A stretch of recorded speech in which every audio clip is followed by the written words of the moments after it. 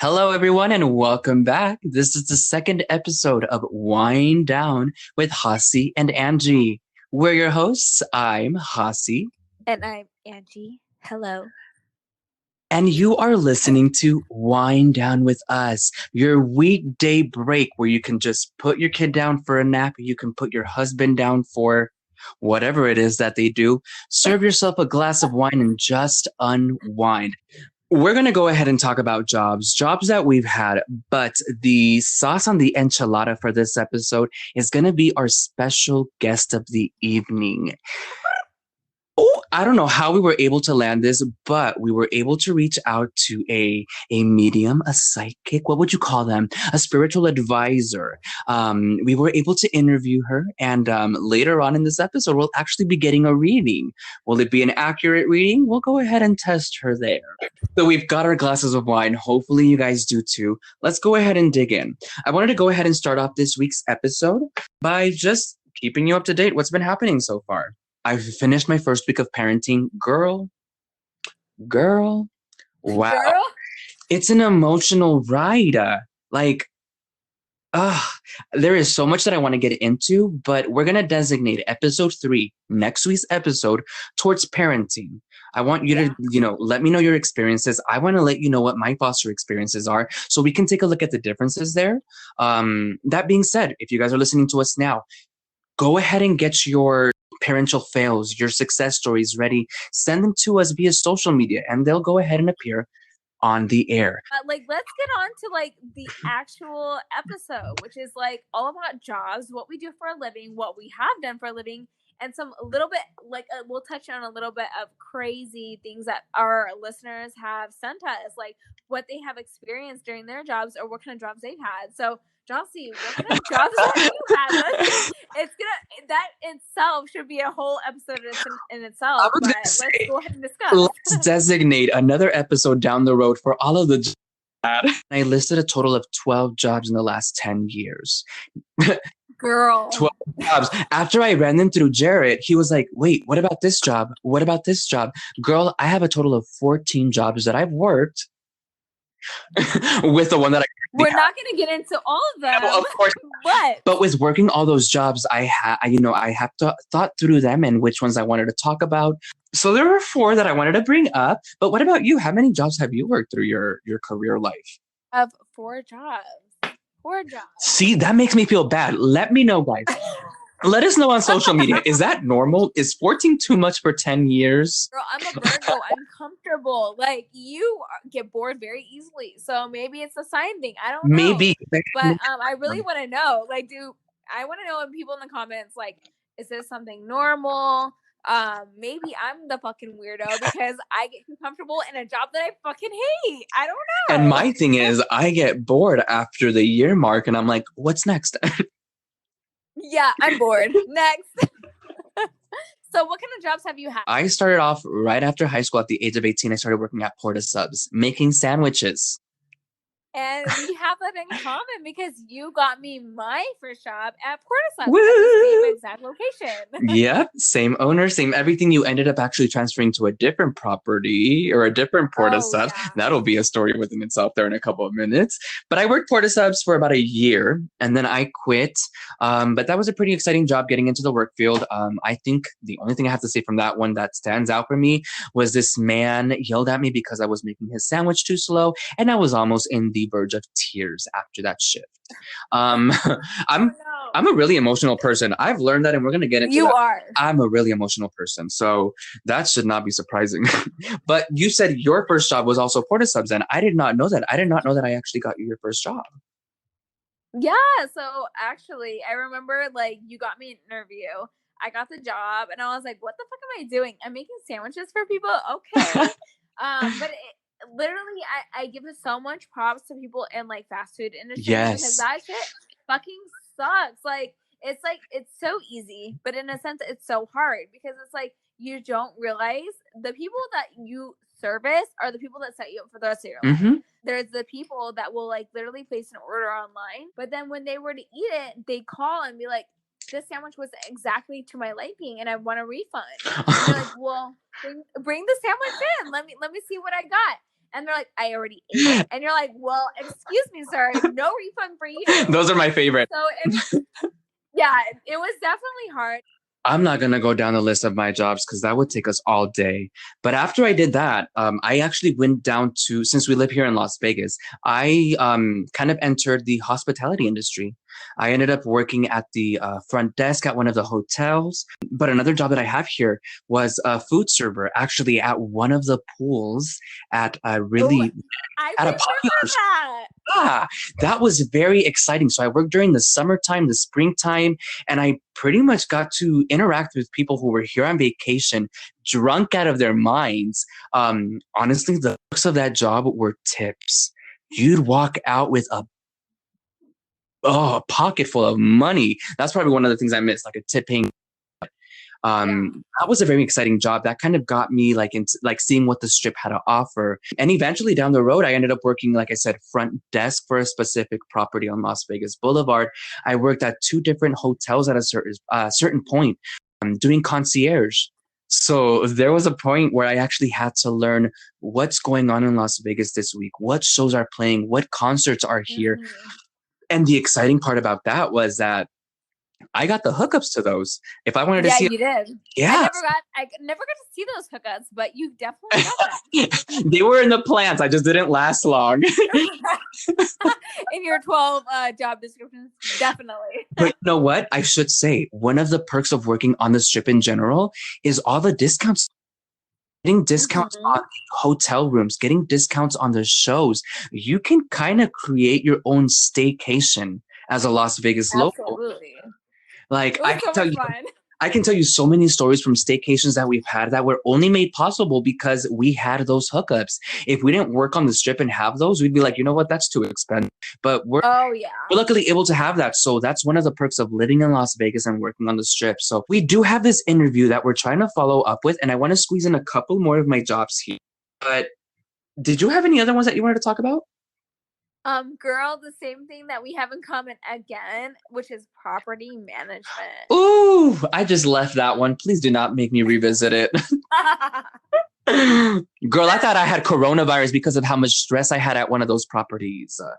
Dude, property management is no joke, and people don't get enough credit for it. It's like one of the biggest things that like people are like living at apartment complexes or in property management don't even realize that the stress that the office actually has.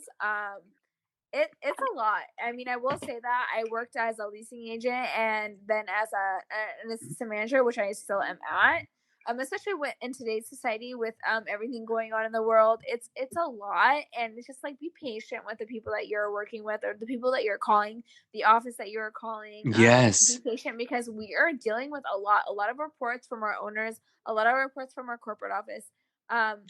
It's a lot. I mean, and Jaasie, you can even I guess like relate to that because like you and me both got into it pretty much at the same time.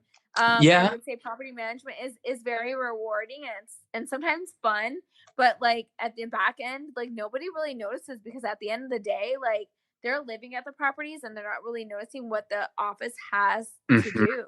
Yeah, there's so much that goes on behind the scenes that, you walk in as a resident thinking, they're going to have to take care of me first and yada, yada. But what you don't know is that person has something that they need to send out at a specific time, because if they don't, their boss is going to be on top of their asses. Like, why didn't you do this? Why didn't you do this? Girl, oh. It's a lot. It's a lot. And you don't even realize that the type of residence you have, like, I understand why people switch properties all the time, multiple times. And like I get the calls from residents. I'm like, why is there such a turnover for employees? Like, I don't understand. And I'm just like, because we have to deal with you guys. Like, no joke. There are residents that are just the sweetest souls. 75% of the residents are very, very difficult and very, very picky about where they live, what happens in their property, things that even like you can't control as far as like, for example, there's a resident at my property that monitors the cars in the parking lot. So they're like, there's a car in the parking lot that I don't recognize. And I'm like, it might be a guest of somebody else. Maybe let them have friends. I don't know. I don't know what to tell you. But they're like, I don't know. It's been sitting there for 3 hours. And it's just like, you have to deal with these residents. And I've been at the same property for 2 years. And it's to the point where I I see a call and I hear someone's voice. I don't know if this is for you, Jaasie, and I don't know if you've experienced this, but you hear someone's voice and you just know which resident it is, and it sounds so bad, but it's just like, I don't want to help you. Bitch. I can't stand you. Bitch, all I'm gonna say to that is apartment 1010. You're still in it. Hopefully it's something that you want to do and that you through time get where you want to be and you make it a full career. That's a beautiful thing about property management. It's not just a job, it's an opportunity for a career. So it is. It's exhausting, but I mean, I would prefer to be doing other things in life, but I don't necessarily hate my job. I just hate it one time. Okay, that's where you're currently at. See, I'm still down the list of where places I've worked. One of my favorite ones that stands out to me was I was working pretty much as a travel agent for travel agents. So travel agents called me and I booked the packages for their clients. And I pretty much made commissions that way. But I really love that job because that company that I worked for sent us to Jamaica, sent us to Mexico. Dude, I remember that. Your experience in Mexico where you broke your foot.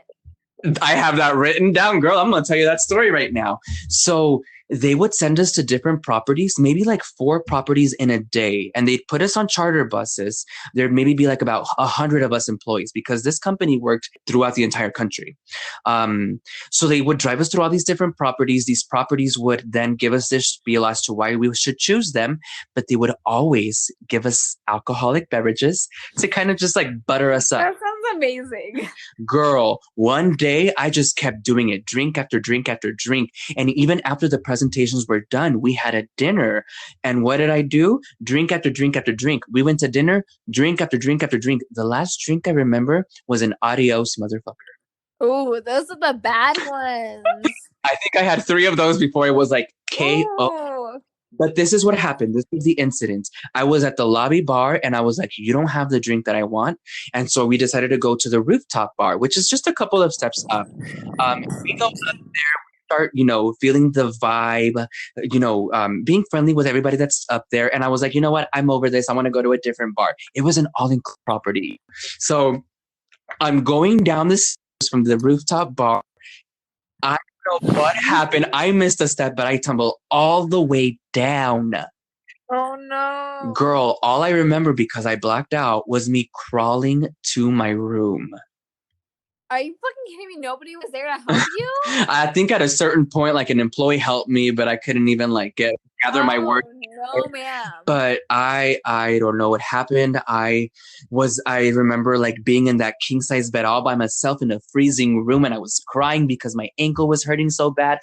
Oh my God. Fast forward to the next morning, I wake up to a swollen ankle.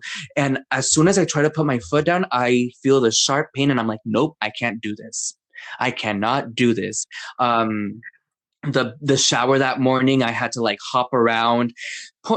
Let's go ahead and fast forward. They had to roll me in a wheelchair. I got to skip the security line. That was one of the perks. I got to skip security. I got to go all the way to the front. They upgraded my seats. Too bad you were at Disneyland. No, that's the bad thing. But I love that job. I got so many great perks. If it wasn't for one of my managers that I clashed heads with, I would probably still be there, till this day. Okay, so speaking of jobs, we just reached out to you guys on social media telling us to send us your crazy stories or jobs you've had. And we have a couple interesting ones. Girl, Jaasie, so I want to tell you. Please tell. That said that they worked at Bath & Body Works, okay? Oh. So their first day at Bath & Body Works was actually Black Friday. Oh. And and I can't imagine what that's like, first of all. But I guess, apparently, they said the first day was at Bath & Body Works was Black Friday. And I had a candle thrown at me. What? As our first day, I already told you I'm an emotional person. I would be in tears. I'd be like, why did you do that to me? I was just trying to Why would you do that? I know. I can't help. even Oh my imagine. gosh. Like, why are people such Karens nowadays? Why are people so I'm mean? so sorry that happened to you, listener. After that, it was a hot mess, and she was escorted out. Good. And I said, no candles for you, ma'am. Bye. No peace Bellinis. I do have one more that I wanted to talk about.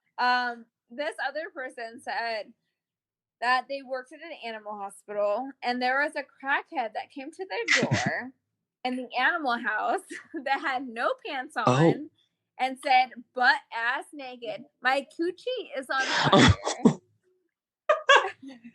My coochie is on fire. And That's an I can't even imagine. No, the only crazy story I can tell is my coworker at Porta Subs showed up like 20 minutes late one day and just said that a rat exploded in her dryer. That's why she was late. I remember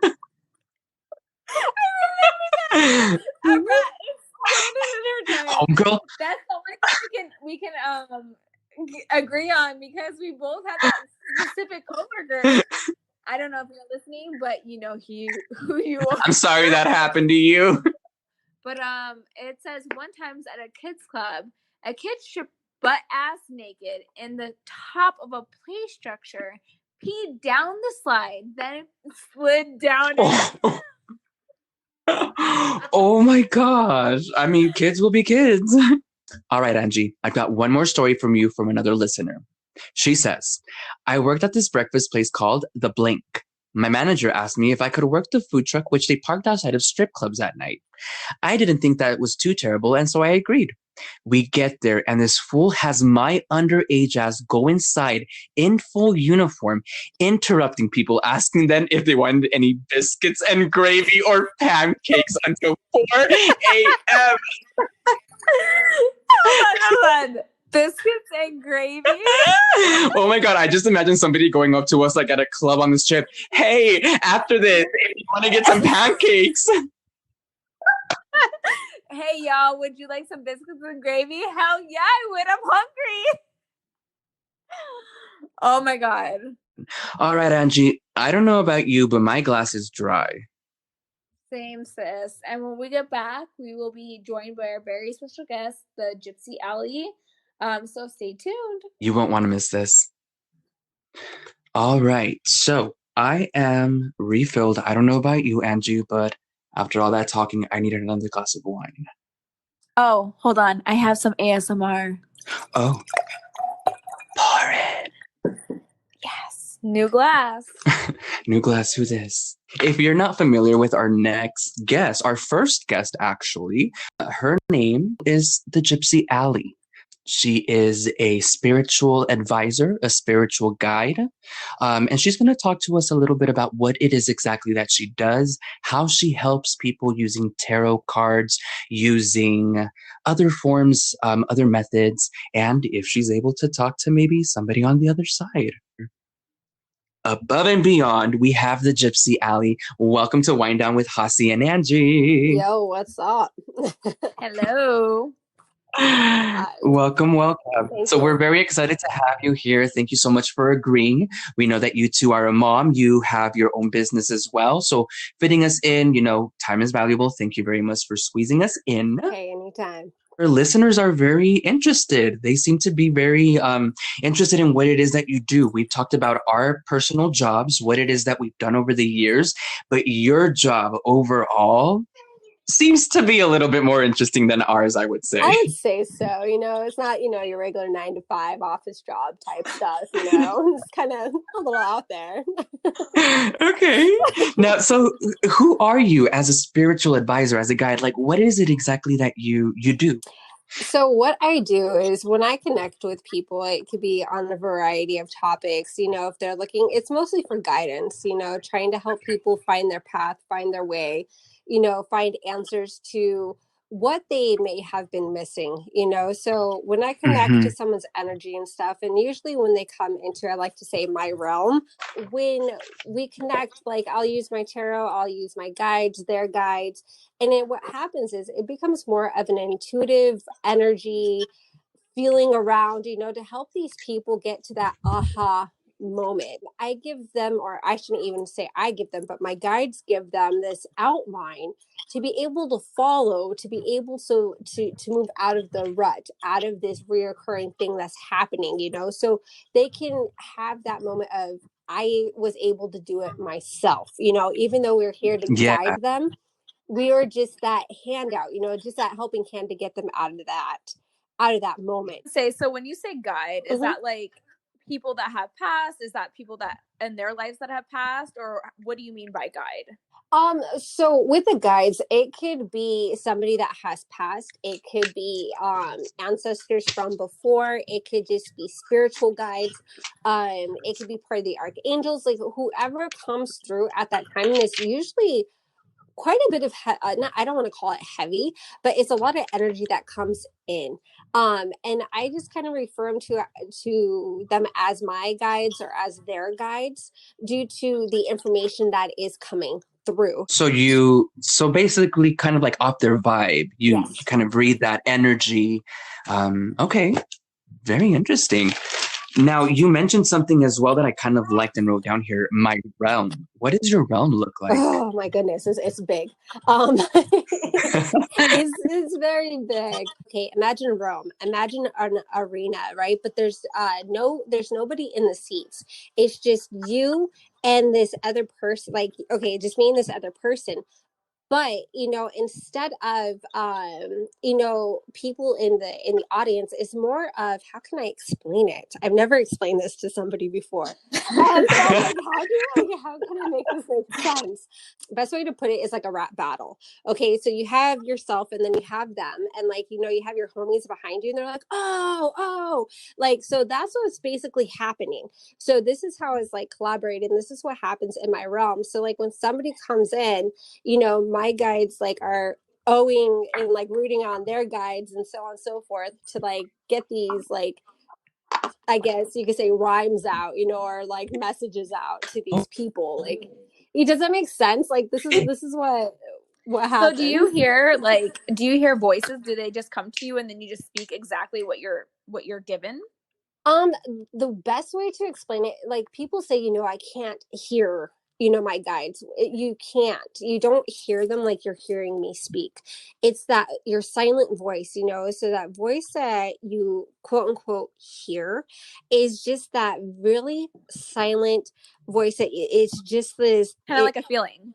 yes, Gu- and So then it you're just you're you're feeling exactly what somebody else is trying to give, like kind of like I guess their spiritual guide is trying to reach out to you and you're feeling that emotion to give to them.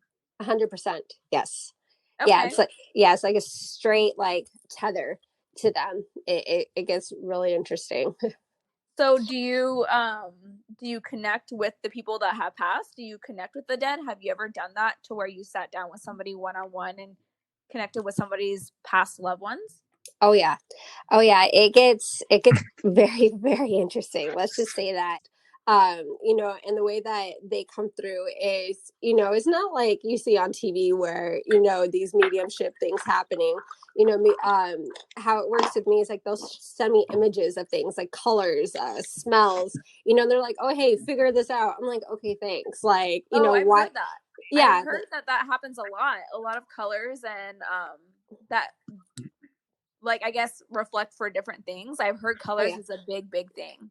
Oh, colors is huge. Like, a girl I actually last week I had a connection with for mediumship, and she was connecting with her daughter, and it was really sad. But her daughter's in a good place now. But so many colors, like everything that this girl had showed me was everything that the mom had in her house for her daughter, Oh like my down God. to her favorite colors, like Ooh. rocks, like all this stuff. And I was Oh like, my gosh. yeah. Did you say that that's one of like the strongest connections you've had, or what was the craziest connection you've had so far?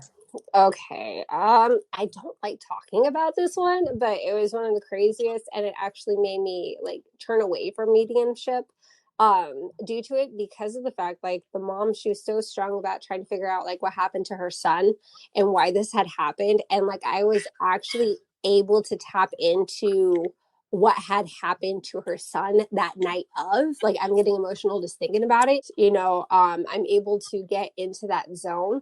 Do I want to?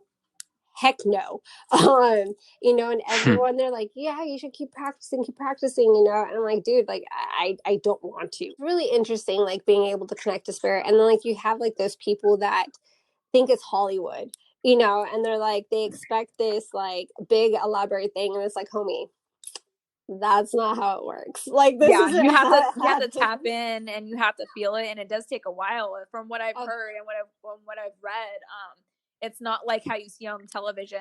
It's and I'm sure even on television with those people with the gifts, it takes a lot of production, and it takes a little bit of time for those people to tap in and to get some type of information.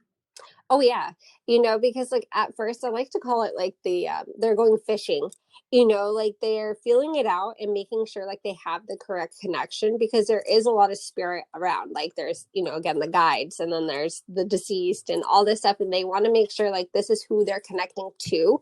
So if you notice, like they start throwing stuff out, trying to figure out like, is this who I'm connecting with? So and then once they figure out who they're connected with and that this is who it is, then everything just like flows, and then that's when things start getting heated up, like Yeah, and I heard also, like, depending on, I guess, depending on the spiritual guide that's coming through or the person that's trying to come through, it could be someone that's completely unrelated, or someone so far behind in their past that's trying to connect that it means nothing to that person. So after a while, you're just trying to figure out who's trying to come through and who's going to be relevant to that person. So not necessarily that I guess the other person would think that like you're just kind of like, I guess, in other words, bullshitting, but it's just like there's so many people coming through that it's All just at like you're once, trying to, yeah. exactly. yeah, imagine Mulan, like all the ancestors just coming in and talking at one time, like Right. it happens. So is that what goes Oh on my in your God. head? Kind of like in better terms, yes. Okay, That is so crazy. with the one that is currently on E, that guy, he usually just draws his stuff out. Would you say then that your realm is kind of like your own arena where you don't need anything like that? You kind of just get into that zone? Yeah. Do Oh you yeah. draw, or how do you connect? What was your, I guess, preference of how to connect with people? Like, do you draw? It varies, but usually when I connect, I can connect. Okay, how can I explain it? I prefer a nice, like, quiet room. I have my reading room in the back of the house, and I just kind of like sit there, and I can connect to.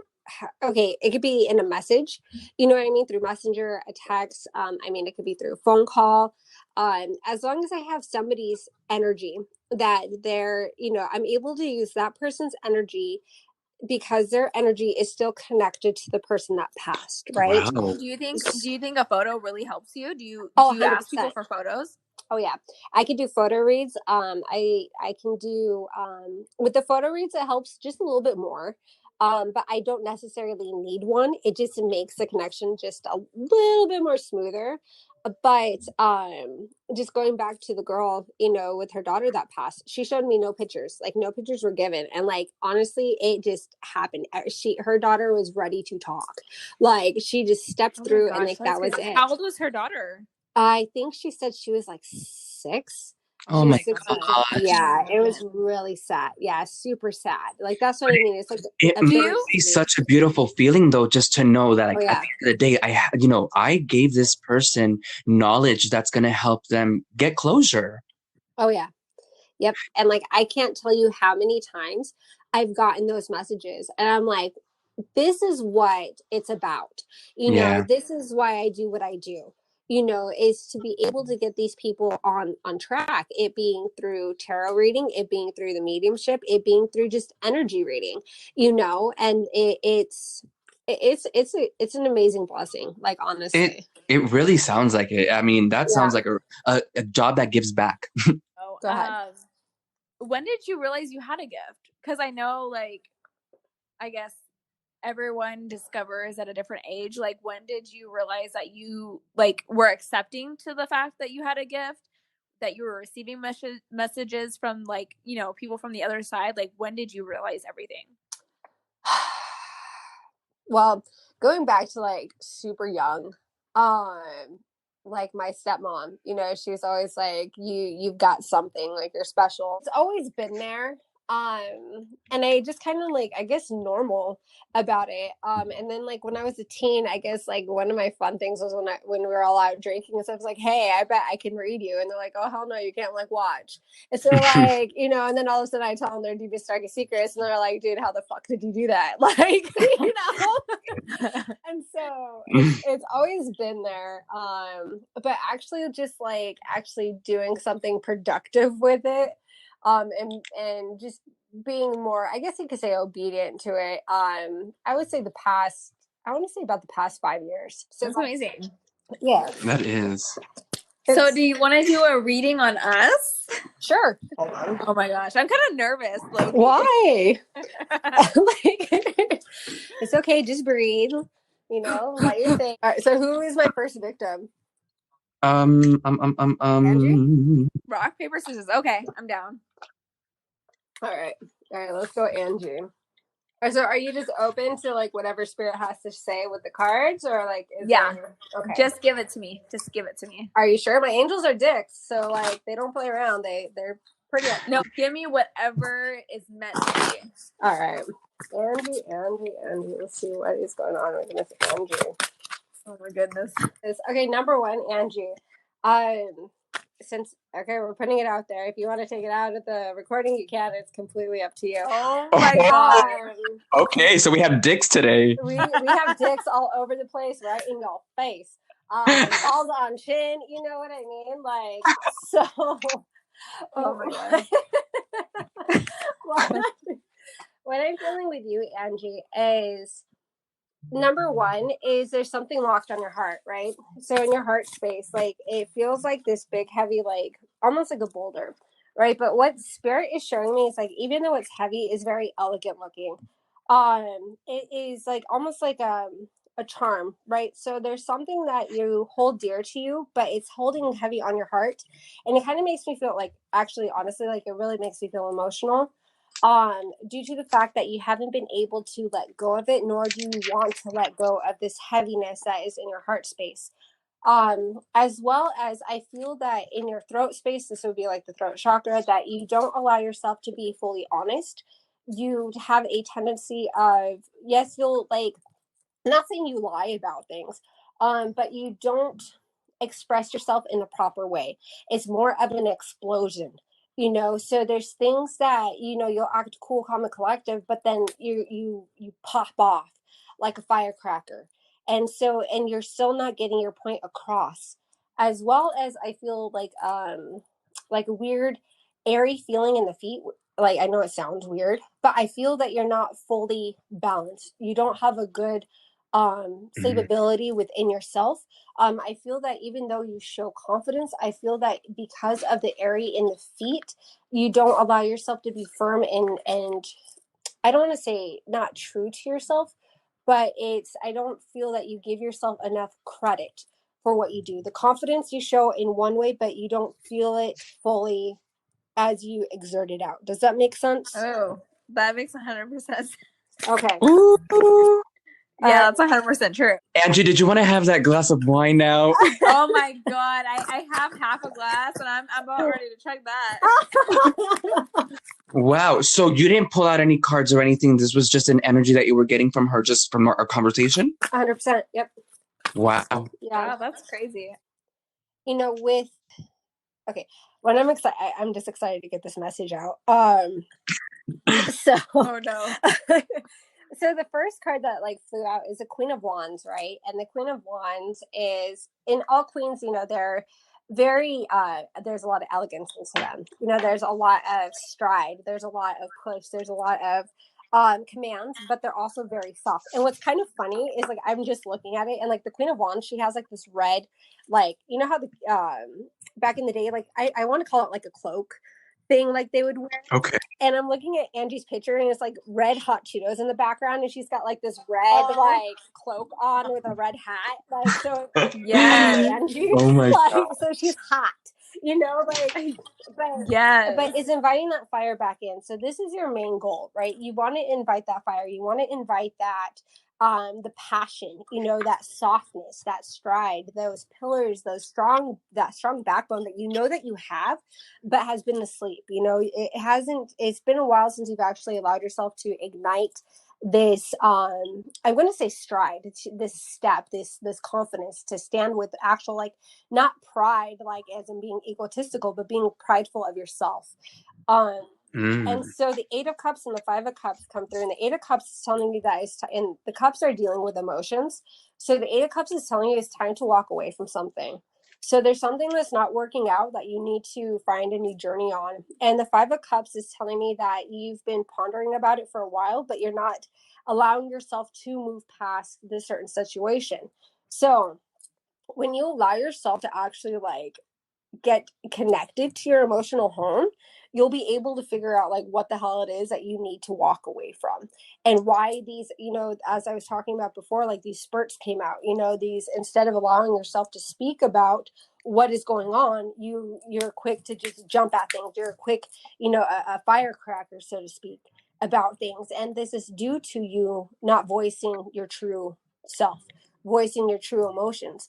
And my question to you is, do you actually realize where your true emotions are laying? You know, what's actually going on in your emotional home? You know, so Oh my goodness. so That's a lot. isn't it? I didn't mean to sound cocky like that, but like it is a lot to take in. Like I just realized how that came out. But you need to get connected to that emotional home so you could get back to that queen that you essentially are. Mm-hmm. Oh, So snaps. I love that. All right. Let's get down to the nitty gritty. Girl, what was Yeah, my let's vibe? What is my reading? Read me. Go. Oh, okay, Jaasie Angie. So cards came flying, and usually tarot readers, they either read the cards upright, some don't read them reverse, whatever. I read them however they fall out, right? So your cards came out sideways. When your cards come in, like when the cards come in sideways, this is telling me like a teeter-totter effect, right? So you got the Chariot, the King of Swords, the Devil, and then the Sun. And so the Chariot comes in, and the Chariot's talking about there's a balance, right? And what's cool about the Chariot is that it has black and white, right? And so you need the contrast of good and bad, but you need to have that trust that things are going to work out. You know, you can't completely have you can't hold on to the reins on everything. You can't have complete control, and that's the thing. So what it's telling me is that there's moments that you're able to have the thought of being able to trust the process, but then there's other times that you're fearful of letting go of those things, right? So it's just kind of like in a stagnant spot right now. So it's, I want to say you're in limbo with the trust and distrust of the processes of what is happening in life right now. And so what is happening in reflection of this is the King of Swords comes in, and the King of Swords is very direct. He is those pillars. He is the one that calls the shots, right? And this is about the direction. So this is showing me that there's moments that you're like, yes, we could do this, this, and this, and this, and this. But then you're like, oh, fuck. Like, but we can't do this, this, and this, and this, and this. Like, so you have moments where you feel that, again, the sense of control, but then you feel like it's losing it. And like, what's the purpose kind of thing, right? Goosebumps all over my arms, my legs, going down to my... girl, oh my God, keep going. Okay, Keep going. tell me more. And so So with this, like, you know, with the questioning of like, what's the purpose of what is this, you know, to realizing the purpose, that's where the devil comes in, right? And that's where these thoughts come in. It's like, you need to realize that your thoughts are going to be repercussions and actions that are going to reflect on whatever situation. Like, it's time for you to realize. And what's actually really awesome here is that the sun that came through has a little boy and a girl looking Oh, outside their window. So let me just, I'm Oh getting my god, I goosebumps literally want to myself. like cry for you. So you need to realize what is happening and why. You need to take yourself out of this, right? Even though, like, yes, you are doing this and obviously this is dealing with the taking in the children, right? yes. What you need to realize is you have to take yourself out. Like, yes, you're amazing with kids. Yes, you have a connection with them, you know, and yes, you want to love them and keep them and claim this is yours. But what you're doing is more than that. You have to be unselfish. You know, I'm not saying it's selfish of you to want to keep them, you know, and want to have them all. But Mhm. at the same time, with what you're doing and these mental monsters that are coming in at this time, you're going to lose out on a lot. You're going to lose out on that connection that you could have with the kid in the fear of what? You're spot on. Like, I've Wow. we've had I'm gonna refer to him as Ash here, okay? Okay. We've had Ash in our home for almost 2 weeks now, and Mm-hmm. that's about to be 14 days. I've maybe cried 6, 7 out of those 14 days. So I I see where can't that imagine. teeter tot, I see where that teeter tot is like coming at, because that's how I feel. Like, one minute I feel happy because I know why I'm doing this, like what I'm gonna be getting this at the end, like the satisfaction knowing that I helped a child out. Like, Right. I reach that level of highness and like, of happiness, and then there are moments where I'm just like in this darkness and just like in tears and just and I'm Right. like, why am I doing this? And I'm like, this isn't forever. And I'm gonna get more into this on next week's episode. I don't want to reveal too much, but Yes. girl, you're spot on. Like, can I just say though, like that really did help. Me being in this position where I've been, like felt like I haven't been able. I don't want to reach out to somebody and like be a burden with them with this issue. So I've kind of Right. held. But me, like, I don't know, like from hearing it from you and like how it comes out, like it honestly is helpful. So I do see how somebody on this end can gain so much from it. So thank you so much. Like I can only imagine somebody who comes with you with, like you just said, somebody losing their own child. How Yeah. much closure they must be able to get out of this. It's a beautiful thing that you're providing, Allie. It's Aw. beautiful. Thank you. So Ali, where can Yeah. we find you on social media? Where can people find you, your sprays and all that? I know you have different platforms where people can find you at. Yes. I am active on Facebook. You can find me at the Gypsy Alley. You can find me on Instagram. I think it's at the underscore Gypsy underscore Alley. Yeah, Like, we'll I'll leave all send that it to down you there too. guys. We'll have them Um, at the bottom so people can easily click for you. Um, awesome. I know you're really active on Facebook. People can reach out. Yeah. I know I have a couple of friends who have been wanting to do readings about, like, past lives. So, I mean, I'm definitely going to reach out to that person. Ooh. Hey, girl, like, send this girl a picture. Get a hold of her because something might come up. Through Facebook. You just message me and we'll set it up. Now, before we wrap up on this interview here, would you be able to go a little bit into detail as to what kind of products it is that you do sell and what they're helpful for? Yeah, for sure. My sprays, they are steeped desert sage. So it's kind of like I guess you can imagine like a person like brewing up some stuff. So like I let Mm. the sage and the oils come from the plants. And so I use the sage water as the base of the spray, and then I'll add in different essential oils for different spray. The sage, you know, it helps clear and cleanse, and it helps, you know, get that peace into your space.